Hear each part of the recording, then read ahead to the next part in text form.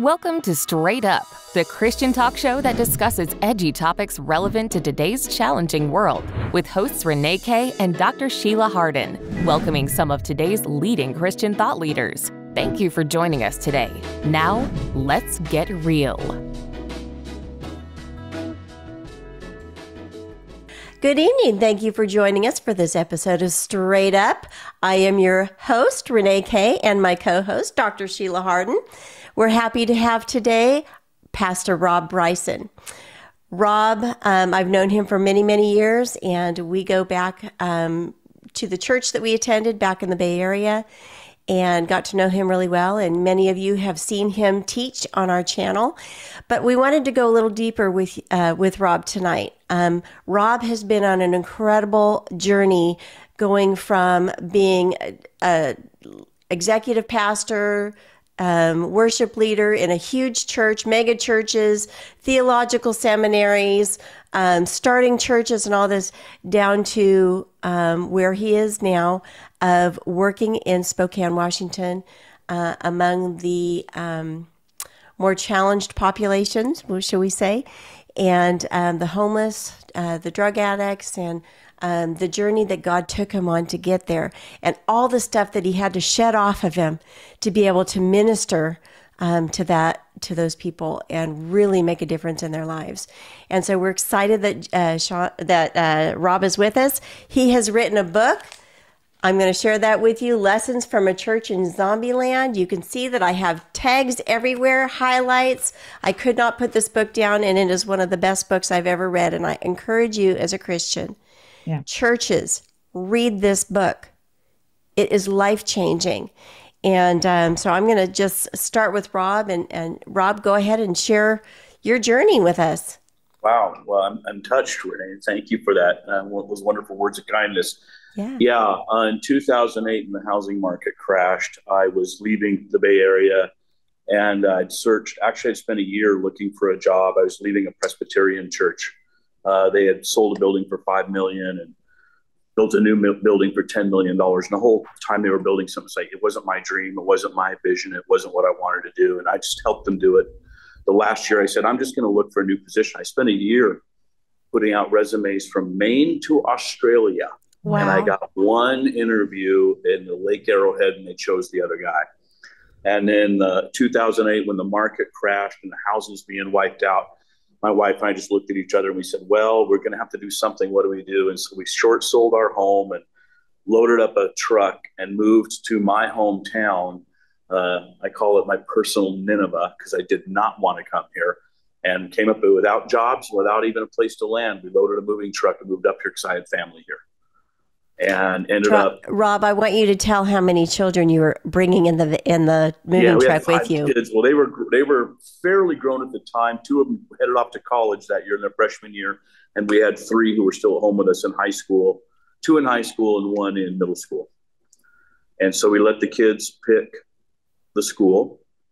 My mom had sold a building, so she said, "I got this extra cash flow, so pick a house, I'll buy it." And then we found a house in the district where the kids were going to go to school. And then we went looking for jobs to try to support the new life we were going to have. And I didn't want to be in ministry. So I was looking to, drive a forklift or something. Who knows? And I thought my wife would get a job fast from her skills, but it just didn't work. And next thing I knew, I was downtown. And my wife and I got in an argument about how to find a job. And I'm like, look, babe, I'm a pastor. You don't just, tell everybody that here's my resume, give me a job. There's a lot of relational stuff that happens. It takes a year. So to prove to her that you don't get a job in ministry by knocking on doors and handing out resumes, I went to one of the old ratty downtown churches in Spokane, knocked on 5 doors before somebody answered, maybe 6. And turned out they were looking for a worship pastor. And wow. That's how I ended up working in an old downtown defunct cathedral that was falling apart and had a very small congregation left that were just holding on to the building, surrounded by mentally ill, homeless people. That was in the heart of urban blight. They brought me on as the worship guy and teaching guy. He ended up leaving 9 months later, and I was left holding the church. And we began a ministry to say, well, this church is dying. It's not going to make it. It's only got a year of finances. So let's just do what we can do. What should we do? And my wife and I said, well, I guess God tells us to love our neighbors, and our neighbors happen to be homeless people. So let's make a big vat of chili and some cornbread, and we'll just invite them in on a Monday night, and we'll watch Monday Night Football with us. We'll figure out what ministry would look like in this neighborhood. That first night, 35 people came. And one lady, because my wife was making the chili in the church kitchen.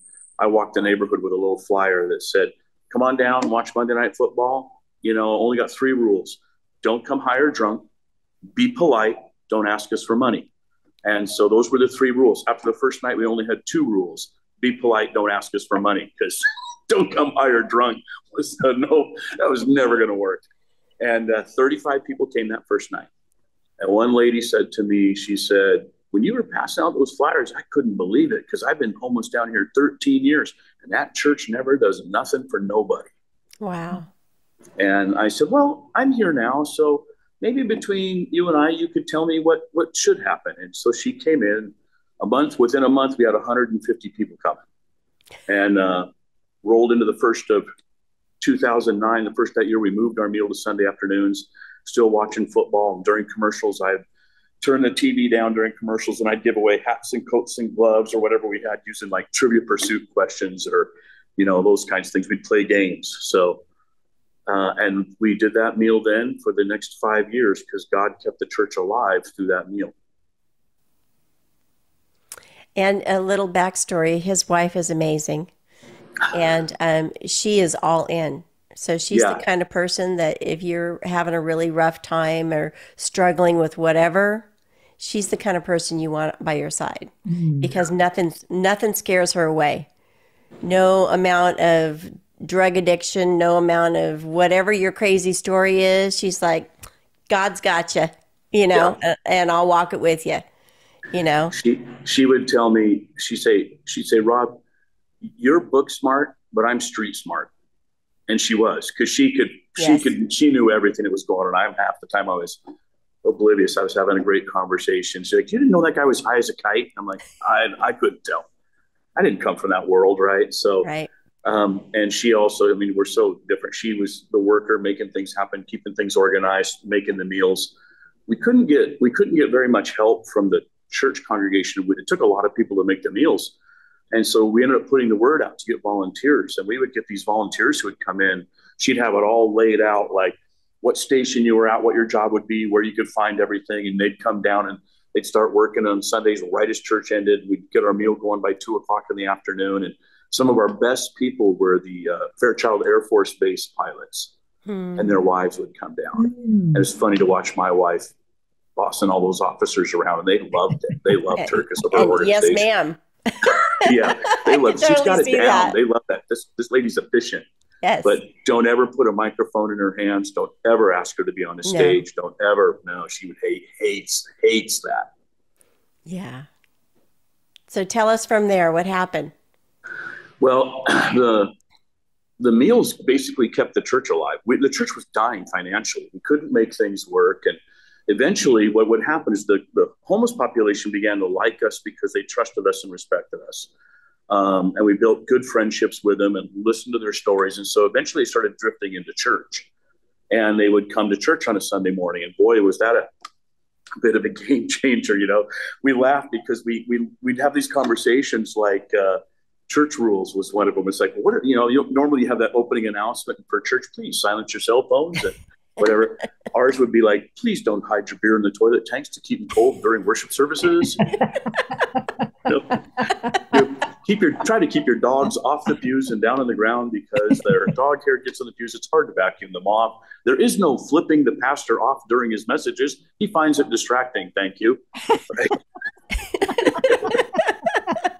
Yeah, there's no panhandling in our church unless you're officially an usher with an offering plate. You're the only people who can panhandle in our sanctuary. Thank you very much. Oh, and silence your cell phones, right? Right. So we had these things we never thought would have ever happened. Half the time the congregation was not sober, right?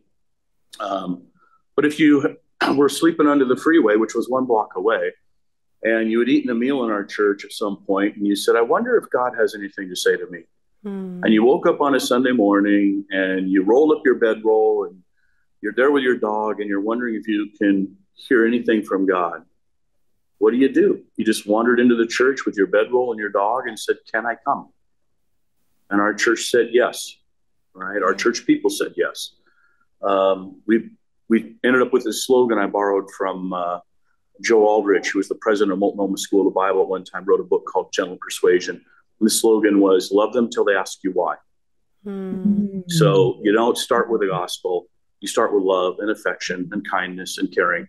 Because here's the truth about street people. They have all heard the gospel.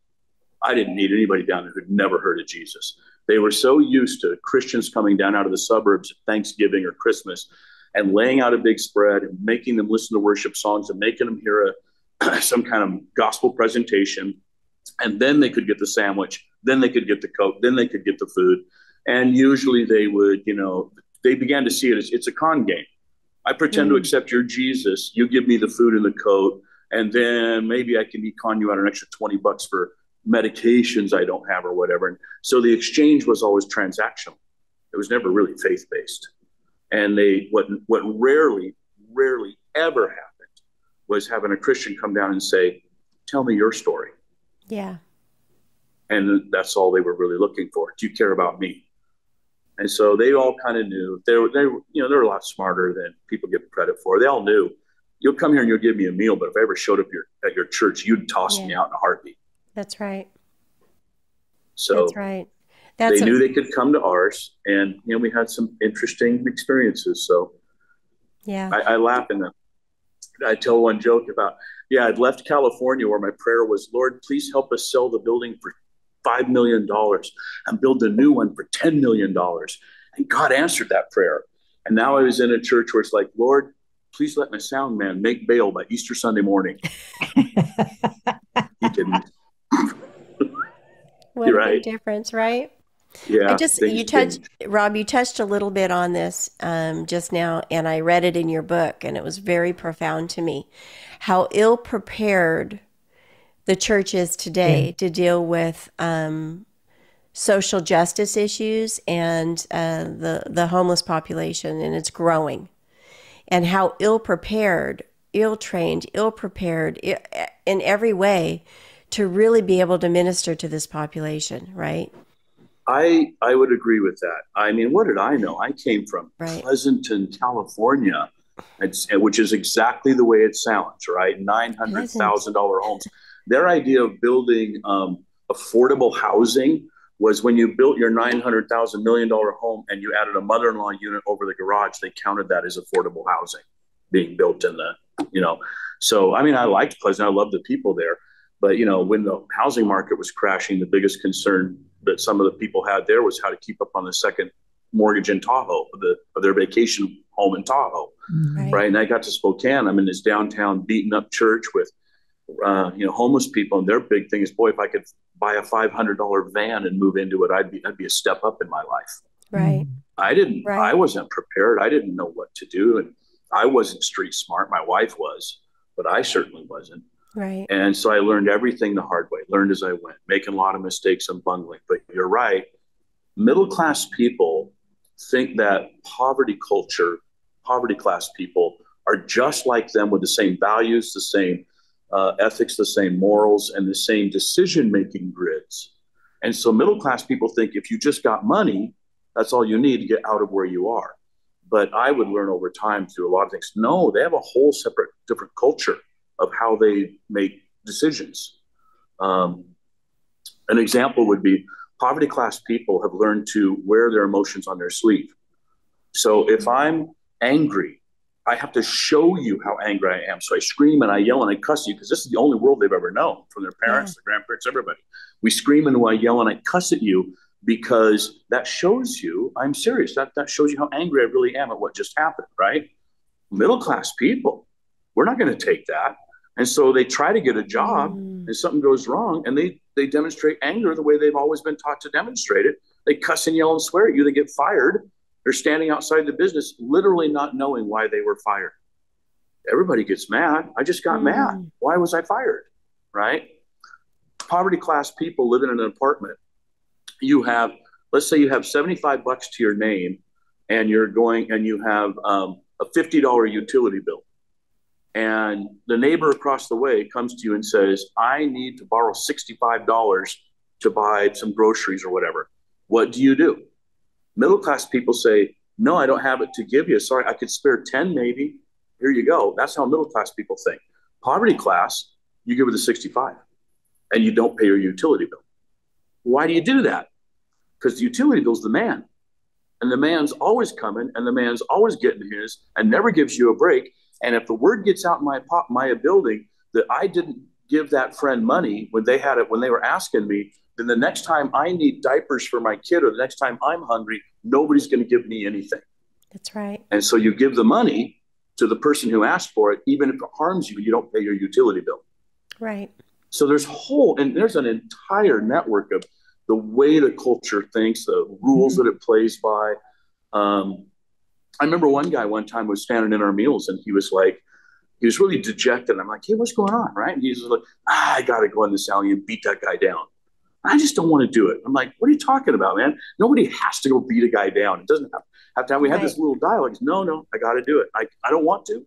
I can't stand it. I got to do this again. I got to go out there and I got to beat him down in an alley. And I said, how come? He goes, because in that room, he disrespected me and everybody saw it. And if I let him get away with it, then my stuff's going to get stolen. I'm going to get attacked. I'm going to get beaten. And now I don't even want to do it, but I got to go beat that guy down. That's the rules they have to play by. Right. Wow. So there's a whole nother set. And so middle-class people arriving on the scene in a shiny church bus to put out a big spread and hand them their food and stuff think that, well, the only problem is just like if I gave them money, they'd make the same decisions I would. Mm-hmm. No, they won't. Mm-hmm. So we have to learn that. So do the people in the greater community that deal with the homeless population understand this? Yeah, actually, I ended up taking a class at Providence Hospital, which taught on poverty culture. Yeah, I got involved in the Spokane Homeless Coalition because I was dumb as a post. I didn't know anything, and I went to learn. I was the only Christian in the room. They took bets on how long I would last. Most of them thought I wouldn't even last a year. And here I am. What is it now? 13 years later. I'm still on the leadership team, the elected leadership team of the Spokane Homeless Coalition, which actually meets in our church once a month, and it's walls to windows, standing room only while we deal with the homelessness in Spokane and discuss how we're going to fix it and stuff. Mm-hmm. So there was a lot of learning, and the people who are the social workers are way further advanced and they know way more things and way more in the processes. It was really interesting because down in the trenches, I noticed some of the demographics changed. Like I would see these very super liberal Democrat people who would like to have laws that gave away a lot more stuff. But when they were down in the trenches, we would be like, hey, I only help the ones that want help. If they don't want help, I haven't got time for them. I got 40 people on my list. I'm a social worker with 45 people I'm going to meet this week. And if they don't show up, I can't keep tracking them down. So I only help the ones who want help and demonstrate it by showing up. And I'm like, that's kind of the way the conservatives think half the time. So you would find these different mergings of everybody coming together to say, we know what works and what doesn't. I say, what's the difference? And they say, well, now 10 years later, even from when I started, 10, 15 years later, they say it's younger. The homeless population is younger, more drug addicted, and angrier. Wow, that's a pretty profound statement. What do you think anger is from? Why are they angrier? There's more. That's a good question. I mean, there's a lot more anti-authoritarian issues, right? Rebellion. There's more frustration with the system that they have tried to negotiate and has failed. Mm. There's more. The man's always coming. The man's the landlord or the government or the agency or the alphabet soup government program or whatever. And it's disappointed them so many times, made promises it didn't keep. Right. And now there's a lot more frustration and anger. So it's, there's more despair about getting out, being able to climb out. Are we seeing second generation homeless people? Oh yeah. We down there, like in our meals, it was very common for parents and kids And there'd be like some guy'd be talking to you, well, that's my dad sitting over there, right? They had no Okay. relationship with each other, but that's his dad Okay. sitting over there. Yeah. So, and you kind of understand when people, after a few years of doing it, people would ask me, what's the difference between, what do you see as the biggest difference between the homeless population and everybody else? And I would say family. Fundamentally, they never were taught how to manage money. They were never taught how to manage their personal emotions. They were never taught how to achieve things in life. They were never taught work ethics. All the things that middle-class people take for granted, they never had. And almost all middle-class people at some point had family rescue them. Most middle-class people, when you graduated high school, you still had a home to live in, right? How many people would you know that would say, well, you went off to college and it was expected that the parents would pay something, or grandma would give you some money for college, right? Or that kind of thing. When you bought your first car, they helped you through that process. If you ever opened a bank account, parents were there for that. Down at the homeless level, they never had any of those skills passed on, and none of those resources were available to them.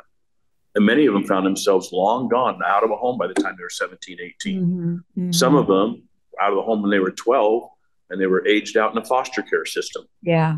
Common, very common. I think a lot of them haven't, a big part of it too, Rob, is that a lot of them haven't learned how to communicate, have relationships with their parents or their other siblings, or they haven't learned to communicate effectively. Right. Yeah, both emotionally and just to express with the right words. And many of the relationships are transactional. Right. So. Right. Everything came with strings too. Yeah. So the naivete of the Christian community is, if we go down there and we just preach them the gospel of Jesus and give them some sandwiches and a coat, then they'll accept Jesus and their life's going to be immediately moving on and doing better. Right. But really what happens is, most churches load up the bus and drive away, and they're left standing there on the sidewalk. They're like, thanks for the coat. Right. And in many cases, the homeless were like, see you next Thanksgiving. You'll be back next year. Yeah. Right. So your program was different in that it offered them real friendship. Yeah, we were there. I mean, we were the only hot meal served. That's partly what we did. Is we began to network with the other churches and the other groups that were in the community. And so we would talk to each other like, well, you're doing a Monday meal, so we'll shift ours from Monday to Sunday. And these guys do Tuesday night, and those guys do Wednesday. We would trade food and resources and sometimes volunteers. We would communicate with each other about what would be happening. And so every day of the week was covered in the downtown corridor with a hot meal or at least a decent meal somewhere. And inevitably, some church would come down out of the suburbs and just pull up under the freeway to give sandwiches out because God told them to, right? And it was like, well, it's funny because there's a meal being served actually one block away that sure could have used some help, sure could have used some finances, sure could have used some extra labor. So why didn't you pick up a phone and call any of us who, you already know there's 4 or 5 churches downtown, but you won't call any of us to ask what's happening, how can we help? Right? And that used to drive all of us downtown nuts. It just like, why don't you just call? We would have told you. We'd love to have you. Here's how you can help. And I think I got a whole section of that in the book about people saying, because Jesus told us to do this, right? Right. I have a whole chapter on, well, Jesus isn't very good at logistics. Jesus isn't very good at planning. Jesus isn't very good at, must not know that coats were already given out last week by another church, or maybe those coats were no good, and so Jesus told you to bring your coats because the coats last week's going to end up in my dumpster at my church, right? I guess Jesus doesn't think of those things. Well, I was going to say, in reading in your book, I saw that one little bit that you wrote in there about you were with some other pastors meeting for coffee on a regular basis, and they were, gosh, I wish I could go on a missions trip and wish I could do this and had time for this and that. And you're like, come on down anytime, we have this, we'd love to have some more help. Come on down. And not one of them accepted your offer. Yeah, we're 10 minutes away. Come on down. I'll introduce you to the third world. Right? Yeah. I have one little story I do in there I call it Third World Church. That first nation, first people, first middle class people, first world people. Yeah. Don't want to be going to a third world church. I remember one Sunday, this woman came in and had been to several of our meals. She'd never been to a church service. She's a good friend of my wife and I, and hung out with us and talked about, but never would come to church. And one Sunday she came to church and she was in a really rough shape. And she'd been hard on the street for a few days. And she sat next to my wife sobbing, and she smelled really, really bad. And my wife wrapped her arms around her and prayed with her. And my wife was feeling like literally she was praying, Lord, please don't let me throw up. Please don't let me throw up. Please don't let me throw up, because it was that bad. And this woman's boyfriend had been diagnosed with cancer, hauled off to the hospital, and he wasn't expected to live. Oh, wow. And we had a prayer wall where we had white poster board up, and anyone could go write their prayer request over there during church. And for a lot of people, that was their first attempt at prayer. And if you went to the prayer wall and read it, it was like, please help me get my kids back. Please help me get off meth. Please, Lord, I don't want to be living on the streets. Lord, I don't want to die out here. Please help me, right? That's what would be on the prayer wall. So she went over there with this woman and holding her hand, she put a pen in her hand, and she was trembling so much she couldn't even write. My wife put a hand over hers and just began writing, Dear Jesus, and she just finished it. Please, please, will you let my boyfriend stay alive tonight? And he would die the next morning. Wow. So, but it was a rough experience, right? And I don't know anybody who wants to go to church and have that experience, right? Where you're sitting in church praying to not throw up because a street lady crying sat beside you and needed comfort because her boyfriend was dying. My wife's great at that. Yeah, but I'll bet later you guys thought back on it and you said, I would have not been wanted to be anywhere else. Right? Yeah. God used her in a very profound, deep way. Well, and I think for that woman, she felt like, if God's going to help me at all, and I don't know who to go to. Yeah. She had a place she could go to. Yeah. And that you accepted her. Yeah. She knew that. She knew you'd accept her. So yeah, it was just the way my wife's wired differently. Like, we would come home from a meal sometimes and be like, where are your earrings? She's like, oh, I met this street girl and she didn't have any earrings, so I gave mine to her. Like, where's your shoes? She goes, I gave them away. Somebody had a really bad pair of flip-flops. It's too cold up there to be wearing flip-flops. So I gave them my shoes. So she was always coming home, no earrings, no shoes. Where's your gloves? I gave them away. Right? So, because you never knew who would come through the line. Yeah. Never knew who was going to be needing something. So, Rob, what do you think? I know I'm kind of jumping ahead here, Sheila, but what do you think our churches, Christians now, middle class, upper class, whatever, all the churches, what do you think they can do to start educating themselves and start getting more prepared to be able to minister to people like this? Because it's just growing. Yeah, there's going to be lots more. Well, I mean, when I was down in the street, you know, little tiny churches downtown, we were just, most of them actually are big old cathedrals, barely can't even keep, we actually had the heat going. We couldn't even keep the heat on. You could see her breath when I was preaching on a Sunday morning in the winter. We can't stay alive because no one wants to. You can't finance the church by passing the plate and paying for it all. We get pennies in the offering. We literally had some days where the two guys counting the offering threw in an extra 5 spot to get it up to $100 for the entire offering for the morning, right? We were doing the meal and I was getting grant money from the city to be able to do the meal. And I could legally do it. I could take some of the grant money to pay the water bill and pay the electric bill. That's the only way we could do it because the church was struggling so much. And I remember writing one chapter in the book and saying, because I had been in the big mega church collecting, $1.5 million a year and having surpluses and figuring out what to do with it. Now I was in this little struggling downtown church feeding the poor and trying to figure it out. And I wrote this one chapter on, how many churches are in your town and how much money is going to be collected today. Probably millions of dollars in a good sized city. Thousands and thousands of hours of Bible study are going to happen. Hours and hours of preaching sermons are going to go down. What will that mean to the 150 to 200 poorest people in my neighborhood in our city? What will it mean to them?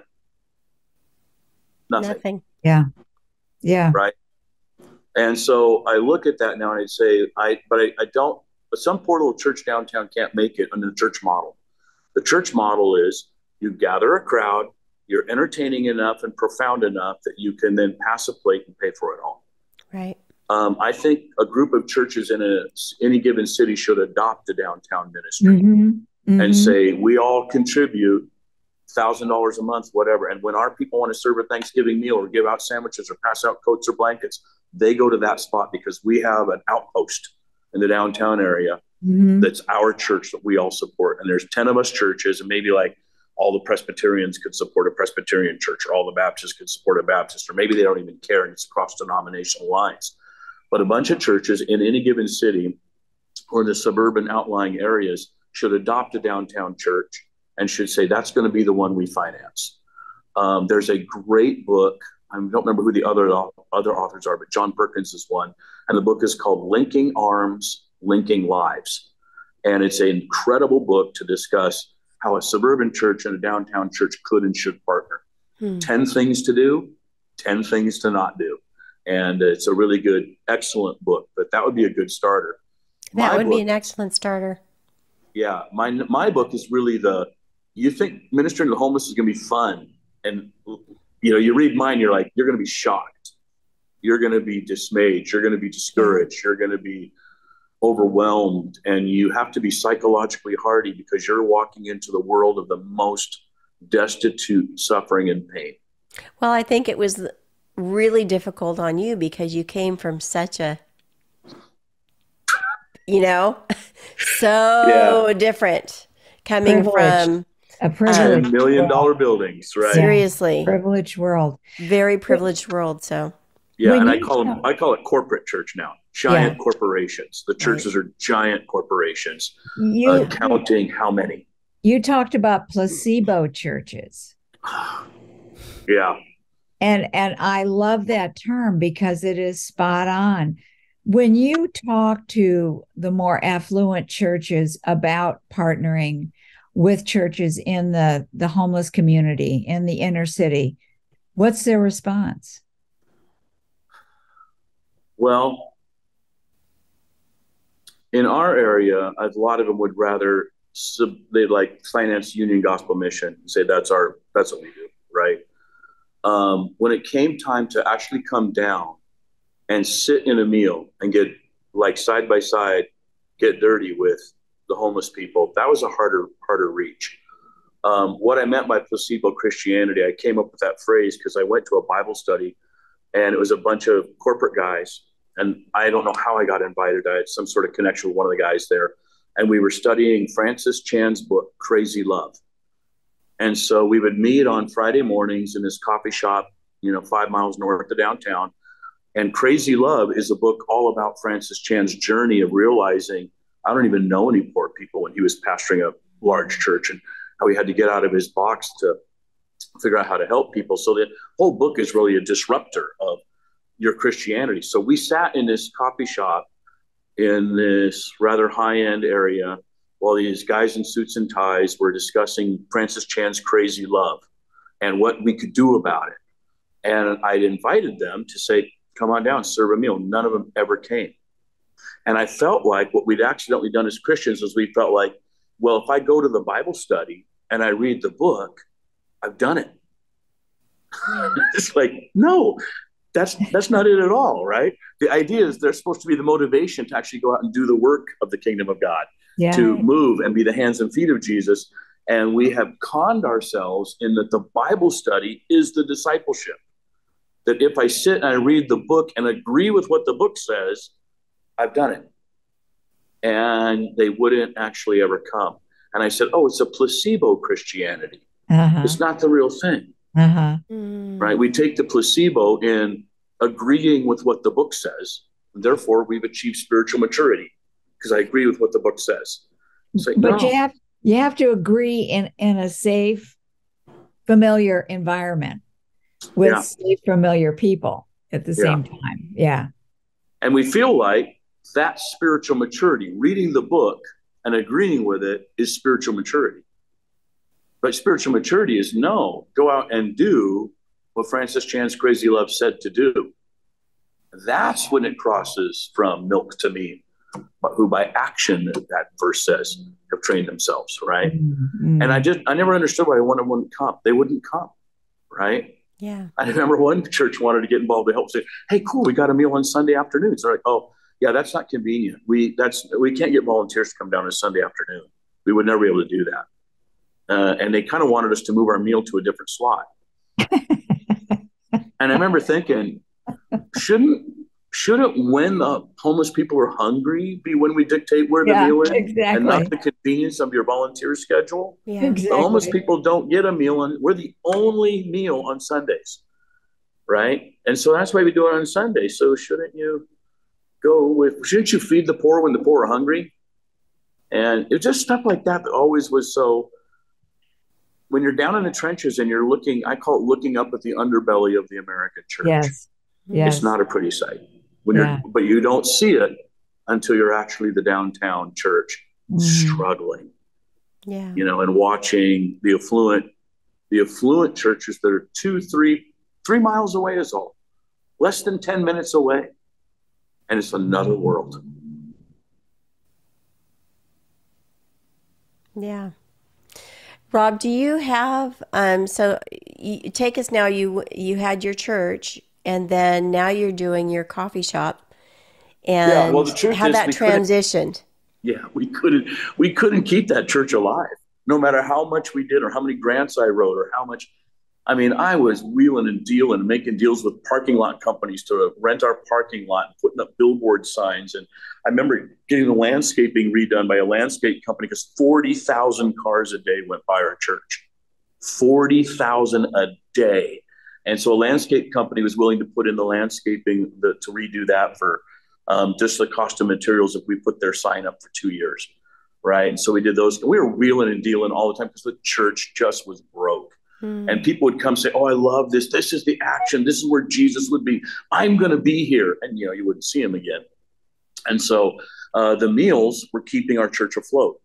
The money being siphoned to, and that's probably the wrong word, the money being used to finance the meals also paid the utility bill, right? And paid that kind of thing. And so I remember having a pastor friend ask me one time, hey, how do those little old ladies in the church feel about the homeless folks saving their church? That's true. If the homeless people hadn't been sitting on our church, we would have been dead in the water because we wouldn't have had any money at all. Yeah. And so we were, I had friends in California financing our church in Spokane. Literally, they were helping finance our church in Spokane to keep it going because they believed in the meals. And as long as we were doing the meals, we were good to go. I had a friend who was in Arizona, and he was our biggest contributor. I remember one local pastor, I was meeting with him, and I don't know, he was mad at me for some reason, probably because he thought I'd insulted him or whatever. I don't know, maybe I did. And he said to me, he told me as he was leaving my place, he said, you need to just learn to not bite the hand that feeds you. Oh. And he had not given us his church had not given us so much as a dime for a cup of coffee. And as he was walking away, I stood there thinking in my brain, I was so confused because at the time, the hand that fed me was a guy named Mike in Arizona, was our biggest contributor.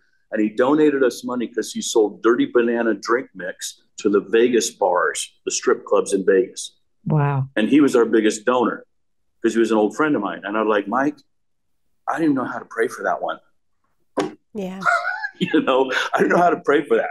So there's just these crazy things that were all the time upside down world. We lived in an upside down world. One day we were about 4 months short of being dead broke, wouldn't even be able to pay the utility bill. It was sometime in December, and we would be broke in April. And we were counting the days till we were going to be out and dead and done. We couldn't keep it alive anymore. And I remember one little old lady, she came to me after one of the meals. She goes, I heard the church isn't doing well, and you guys need some finances. I'm like, yeah, we're not making it. Well, would $10,000 help? I'm like, yeah, $10,000 would be great. Okay, I'll come back here tomorrow and give you $10,000. And like, wow. You sweet little old crazy lady, you're so kind. I kind of almost feel like, okay, that would be nice. Sure, come back tomorrow like that. That'll never happen. You meet a lot of crazy. So she came back, knocked on the door the next day when I was at work. She said, all right, let's go to the bank. I'm like, are you what? So I'm just going to humor her.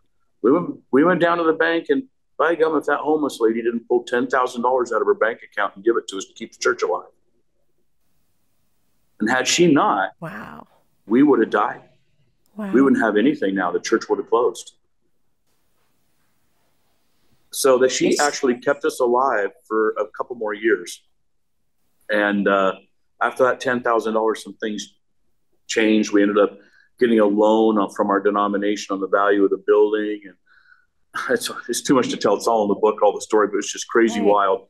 And then there came a point where we couldn't keep it alive anymore. Mm-hmm. And we had to sell the building. And the homeless people were really upset and crying because they knew we'd be gone. But you know what? They were such a defeat. They were so used to being defeated that they were worried about me. Wow. They were like, I heard the church is going up for sale. I'm like, yeah, man, we ain't going to make it. Well, how are you doing? Are you going to be okay? They knew that I was going to lose this whole thing, right? And they were used to like, yeah, good things don't last in our lives. Good things never last in our lives. So we're used to this. But poor Pastor Rob, he's not. So they were worried about me. And in the fall of 2013, a church on the other side of the state, which had 17 campuses, 15,000 members.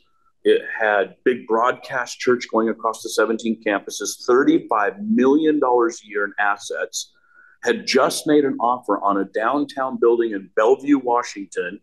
That's Bill Gates's country. And they had made an offer of $300,000 more than the highest asking price. And they came to us and they said, we'd like to buy your church building and do another satellite campus in Spokane. And we were about 30, 40 members, 20 drunks, 4 dogs, and $180,000 in debt.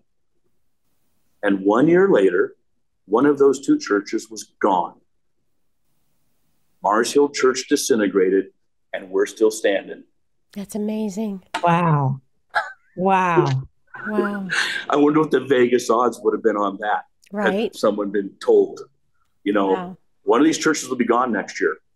So we ended up selling them the building, and we could have done nothing, which was leaning towards it. And we were challenged. I was challenged by my superintendent in our denomination. He says, Rob, I really want you to think if there's something you guys would like to do, we're going to cash this building out. There'll be a big chunk of change. What would you do? What would your dream be? And at that time I said, well, I'd like to move up a notch or two. Instead of being at the bottom tier where we're feeding the 200 homeless people, because I realized we're really only changing the lives of 10 or 15 a year, seriously changing. Most of those we're putting on planes and reuniting with family, or bus tickets and getting them reunited with family. I said, what I'd like to do is build a job training coffee shop, and we could take people who are ready to get out of the homeless cycle and out of the drug addicted cycle.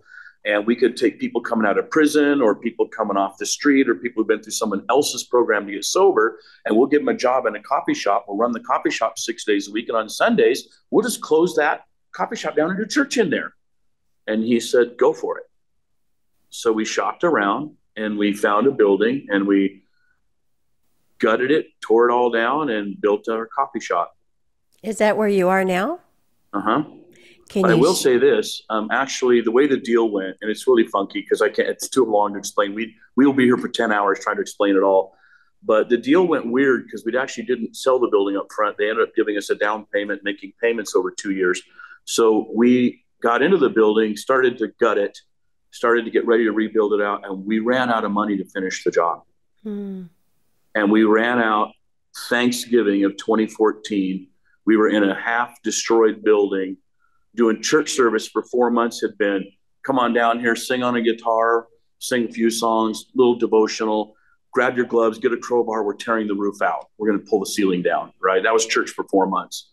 And now we were broke, and it wasn't done. The toilets weren't in, the flooring wasn't in, walls weren't built, and we were broke and had just enough money to keep basically paying the costs of being alive, but we couldn't do any development. And we were going to meet our contractor. I knew that we had failed because in the month of November, slowly, little by little, workers just stopped showing up. And then we got to Thanksgiving, and they were nowhere to be seen. The day before we met with a contractor, and I knew what he was going to tell me. He's going to tell me, you guys are out of money. Somebody who had died a year and a half earlier and their estate had been caught in probate, finally cleared, and we got a $20,000 check from somebody who had left money to our church from their death 2 years before. Wow. And so we had, good Lord, we could put the floor in. Let's do that, right? So we had enough to get the flooring in. And while it was torn apart, I was at a downtown meeting for homeless people, and I'm in all these business meetings because of stuff I was doing. And I sat next to the guy who's the head of Catholic Charities. And he was saying, hey, how's your coffee shop going? I'm like, oh man, you should come see it, but we're in a bad state right now. He goes, well, let me come see it. So we left the meeting, but right after, we drove up here and we walked around, and this place, wires hanging down and sawdust everywhere and sheetrock falling apart, not even toilets in. And he looks around, and he goes, this is really cool. Tell me your vision. And I told him what we wanted to do about taking the people from programs, and they would hand them to us, and we would build this job training coffee shop. And he looks around and goes, well, what do you think you need to finish it? And I said, are you kidding? Like $75,000. He's like, okay, I'll give you that. I'm like, what? He goes, yeah, I got some leftover money from a project we did, and we can't use it, but I have to give it to someone doing something similar because the way the laws work. I think I can get you $75,000. And so he actually was only able to give us, I think, $60,000. So the Catholics gave us $60,000. And at another meeting, I had a guy who was the head of the Mormons. He was the head of their outreach. He said, well, what are you doing in that coffee shop? What can we do to help? I said, well, I need to get painted. I can't hire a painting crew. He goes, oh, I used to be a painter. I'll bring a crew down. So the Mormons painted us for free. We just had to buy the paint. Catholics financed us, Mormons painted us, and we got our little Protestant church done. Oh, praise God. Yeah. And for 5 years, we ran the coffee shop. My wife ran the coffee shop.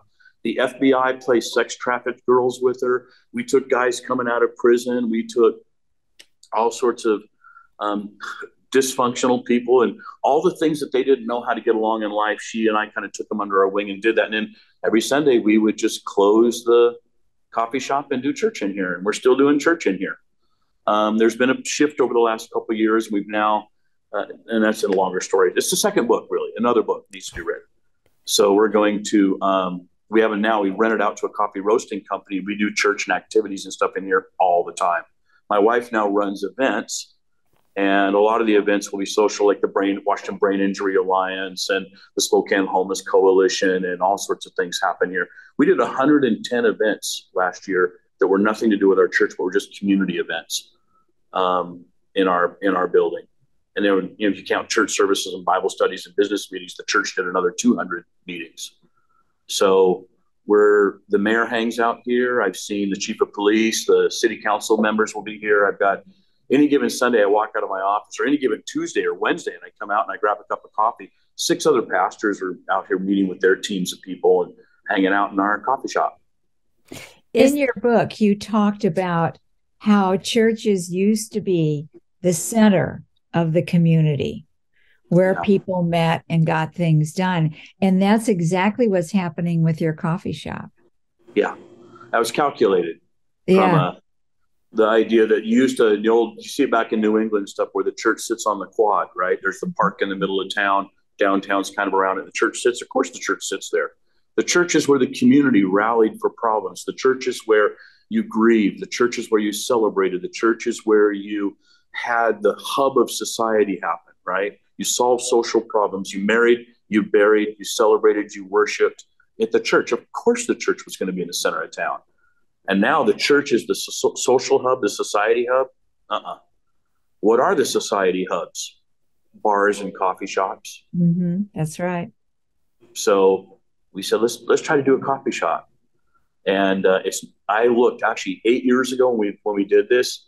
I searched nationally, and I could find churches that had a separate building that was a coffee shop, and I could find big mega churches that put a coffee shop in their lobby. But I hadn't found anybody at that time who the church itself was the coffee shop, and the coffee shop was the church. And so we were kind of exploring new ground. Boy, we've learned a lot over the years. But yeah, you want to see it? I would love for you to take us on a little tour. Yes. Yeah. Here, let me grab my iPad here, and as you can see, this is our little coffee shop here. So you can see the tables. Where am I looking? Oh, there we go. So I don't have the big screen.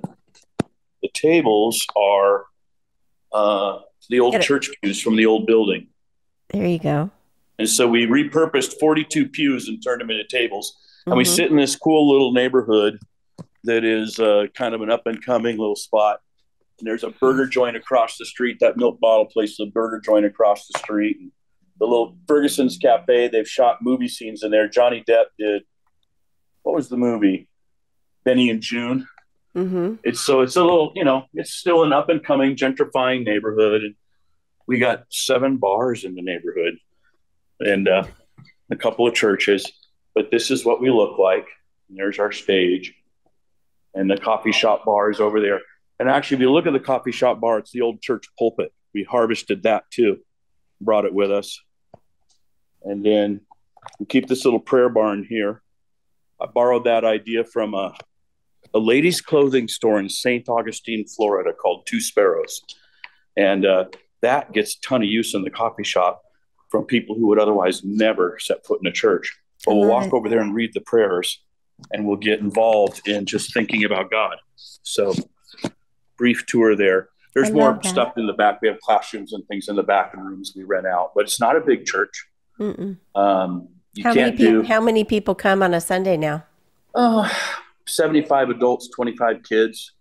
You can't, if you build a giant coffee shop, it's uncomfortable. People don't go to giant coffee shops. Right. It's not cozy. Right. So if there's this real middle ground, you have to be big enough to seat maybe 100 people comfortably. But if you get bigger than that, you'll ruin your coffee shop. And we learned, like, for a long time, we had the word church on the outside of the building and a tagline, and the word church on the building killed our coffee shop. So you got to learn how to play down church if you want the community, your place to be a community hub. They don't mind now that church meets here. I got the Garland Business District moved their meetings here. The North Hill Neighborhood Council, part of the city government, meets in our church. When the sheriff wanted to build a new jail, and he had to meet with a racial justice equity council to discuss the impact of a new jail on that population in our area, they held their meeting here in our church. So if it looks like a church, nobody's going to meet in it. Right. It's got to look like a community hub. And then they don't care if it's a church. Right. What's the name of it? The Gathering House. The Gathering House. That makes total sense. Yes, it's the Gathering. Yes, it does. How far away are you from the church that you left, and what happened to the homeless people? The church that we left, or that we sold, building. Yeah, the building is probably a mile and a half, less than a 10-minute drive to get there. But it's just, we're north in a different neighborhood. And the church that bought us, when Mars Hill bought us, Mars Hill collapsed. That Spokane chapter stayed alive. It's its own church called Redemption. And they're now having to sell the building because they can't, they can't make things work down there. So the homeless people have, some of them got help. I still am very involved.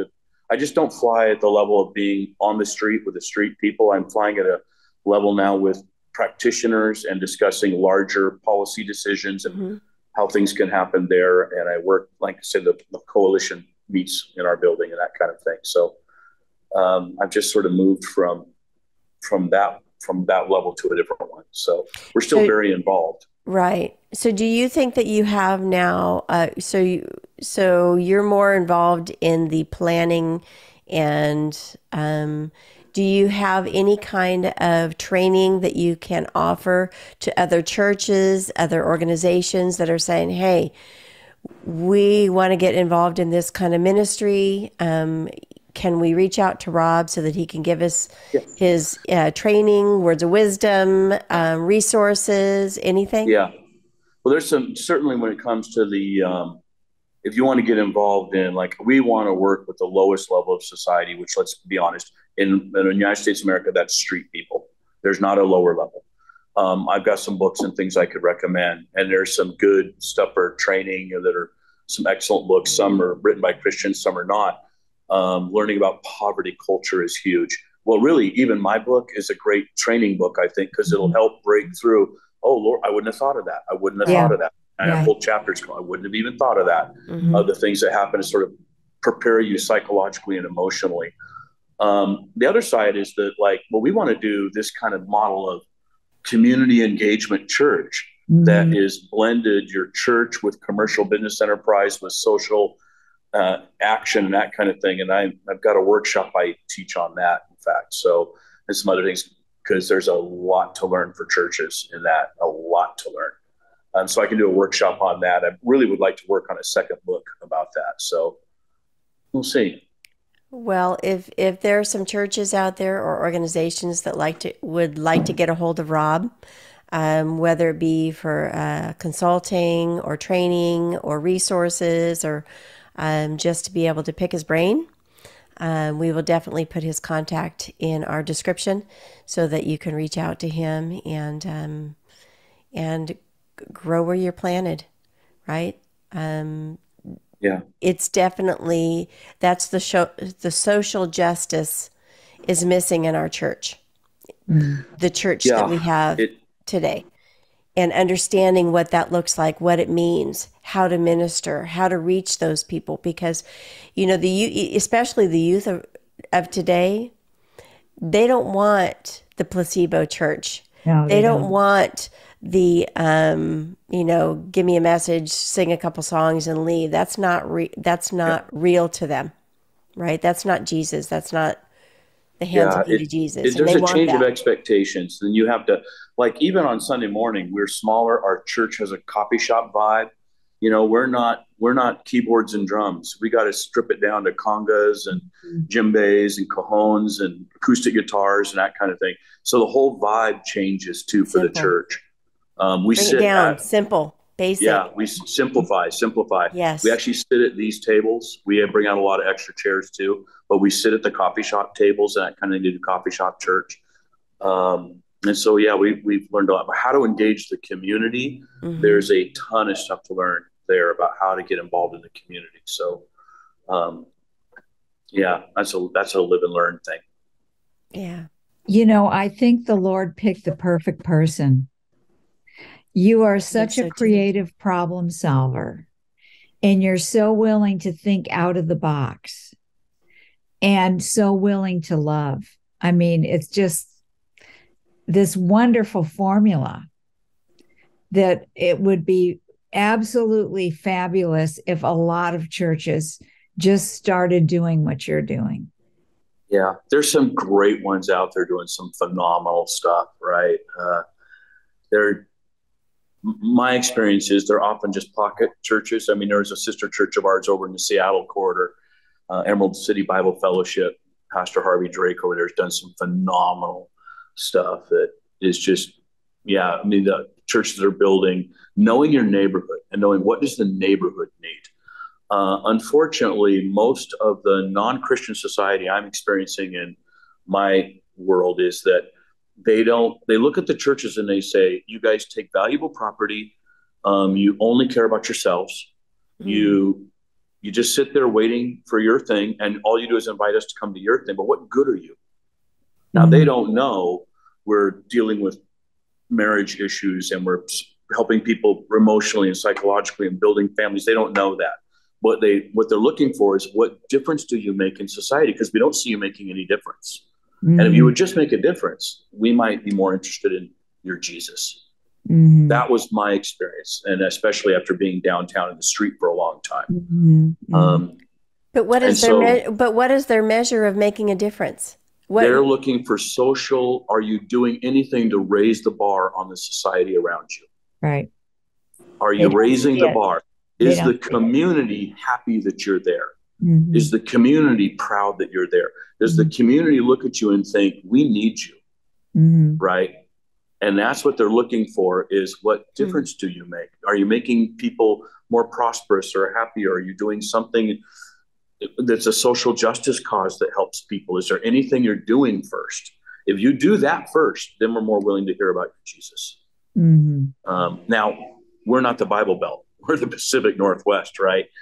So we're my daughter lives down in the Bible Belt, right? She works in Branson, Missouri. It's probably the buckle of the Bible Belt. Yes, it is. And so it's a different world down there. But up here, church is a dirty word. Mm-hmm. You know, it's a dirty word. So I'll show you that prayer barn back there. Mm-hmm. A coffee shop guy was telling me that some lady came in one time and she's all dressed, real hippie flower child, probably in her 70s. And she said to him, she came in and bought a cup of coffee. She says, I wouldn't come in here for a couple of years because I heard it was a church. There was no way I was ever going to set foot here. And she said, but a friend made me come and meet her once. And so I was forced to come here and drink coffee with her. And you know what? I really like this place. It's got a cool vibe. I'm really glad you weren't preaching at me. And then the next time she came in, he noticed she went over to that prayer barn and she sat there and read the tags on the walls and looked at the prayers. And then she came back a third time, and a mutual friend of ours who does not attend our church was sitting here doing his own private Bible study. And she bought a cup of coffee, walked over, introduced herself, sat at a table. And he said they sat there for the next hour and a half talking about his Bible. Wow. Right? There you go. Wow. There you go. Wow. So like, I don't know what to say to that. I mean, it's like, that's what happens in our church sanctuary all the time. And I was used to giant corporate churches that built these huge auditoriums that were useless 6 days a week. We didn't need them. Mm-hmm. Right. We waited around till Sundays. So my experience was to shift gears and do something else. And, I want to make sure that anyone who's like, hey, my church is great. We're doing a great big church and we have a big influence on the community. That is awesome. Wonderful. My experience was just, I wanted something different. Yeah. I wanted the number one asset of the church, which usually is our building, to serve a slightly different community hub purpose, right? So I know we're talking about this coffee shop church, and it definitely could come across as like all these other churches are bad or wrong. Not at all. No. I'm just saying I'm doing something different at a different level in a different way. And there might be more opportunity in the future of church growth to look at this model as a viable one for what a local community might need. Right. Well, that's why it's like you're almost decontaminating the image of church that people have in their minds, that mindset. Yeah, and we're not going to be for everybody, No. So there's a lot of people who are like, there are certain things that are harder to do here. It's harder to do, I don't know, children's ministry or something, right? We the Stellar Kids ministry. So there's just different things that are going to make it harder. Mm-hmm. So you have to kind of figure out what is God calling you to? Yeah. Well, you have a friend, Sherry Briggs, who's got an amazing ministry down in San Diego. And one of the things that she has that, might be a good fit or may not for what you're doing is they do an after-school program for tutoring. So they use one of their little classrooms for tutoring, and they have a lot of Spanish-speaking kids that are, struggling. So they bring in some volunteers that are Spanish-speaking and help them with their after-school, lessons and stuff, because maybe the parents can't read English, and so that's one of the things that they offer for the community, and it's an amazing outreach, where she's at. I guarantee that if you were to look up your state's nonprofit association, almost every state in the union has one, and you just find out how many nonprofits are in your area. There's actually 1,400 nonprofits in Spokane County. Yeah. And most of those nonprofits, somebody's already doing the work you wanted to do, and they're looking for space to do that work in. And you might find a great companion. I love that. So you don't have to reinvent the wheel and start all over. No. That's a great words of wisdom right there. Mm-hmm. Yeah. It's part of a workshop. Like it should be in a workshop or something. Hey, what a great idea. I got a buddy named Pastor Mac, and he pastors a church in Louisville. And he told me when we were eating barbecue one time, and he was telling me about 15% of his church can't read. Mm-hmm. And we're talking the adult population. Mm-hmm. I'm like, holy smokes, for one, I'm just dumbfounded by what? They can't even read. And he said they started a program where they were doing a tutoring program to teach the kids how to read better. But he says actually it was targeting their parents. Yeah. And he said it became an after-school reading program that nobody was going to come to because they weren't going to admit they couldn't read. But they were going to start all over to say, you come as the parent because we need you to help tutor your kid too. Yeah. Love And that. so, right, amazing stuff's going on in Love amazing that. churches. They're just not always the big church in your area that, those churches are doing. And I was in a big church. They get asked all the time, but there's small little churches in your area doing some really cool stuff. Mm-hmm. Yeah, I love that. So, Rob, we're going to probably close down our interview for right now, but because of just for time. But we would love for you to read the last paragraph of your book. So listen up, because it's really a cool Good stuff. conclusion to what we're talking about here. I finished by saying this. Jesus is an incredible pilot, but he likes to take us by way of the wind and the rocks. I've decided he doesn't like straight courses. He doesn't like smooth water as much as rough waves and high winds. Jesus likes the danger and the adventure. He is a God who loves putting us in unpredictable and impossible circumstances and then rescuing us at the last minute. He does this because we change more radically under the wildness of life, and he gets more glory from grand adventures and miraculous rescues. Wow. Yep. Wow, he's right. I love it. Thank you so much, Rob. I'm sorry. I'm emotional after hearing that, because it's so true. It's been a pleasure for me to speak. I'm honored that you guys would read my book and pick it as something you can talk about. Oh, without a doubt. It really is. Without a doubt. It really is. And Rob, we are going to ask you to pray for our viewers, our community. And if you could do that for us. Thank you, Lord. Lord, somebody out there has been desiring for a long time to do something more, to get out of just studying your word and actually wanting to do more, to move to action. And I pray, Lord, that you would lift their eyes up and you would show them where it is you want them to go, what do you want them to do, and who you want them to do it with. I pray that you would bring into their lives very quickly the right connection, the right friendship, the right nonprofit ministry, that they would say, that's where I want to get involved. That's what I want to do. Lord, there's people out there who are leaders in churches who are looking for something more for their church to do, where they could change the level of joy and happiness and prosperity and health in their community, Lord. And I pray that you would open doors for them as well. May your spirit be with us all. I have believed from the beginning, Lord, that your kingdom will come on earth, that your will be done. And that, Lord, that means that where your kingdom spreads, there isn't poverty, there isn't hatred, there isn't illiteracy, there isn't hunger, there isn't injustice. Where your kingdom spreads, those things end. Thank you. And so, Lord, help us all to learn to advance your kingdom simultaneously as we advance your gospel. Thank you. This we pray in your holy name. Amen. Amen. Amen. Amazing. Thank you, Rob, for bless joining you. us.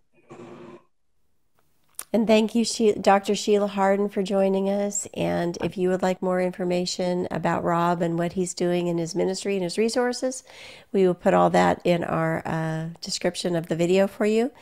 And you can get the book on Amazon. If you're interested, you can get it on Amazon. Yes, and we will put the link in the description with the Amazon link, so they can just click on it and go.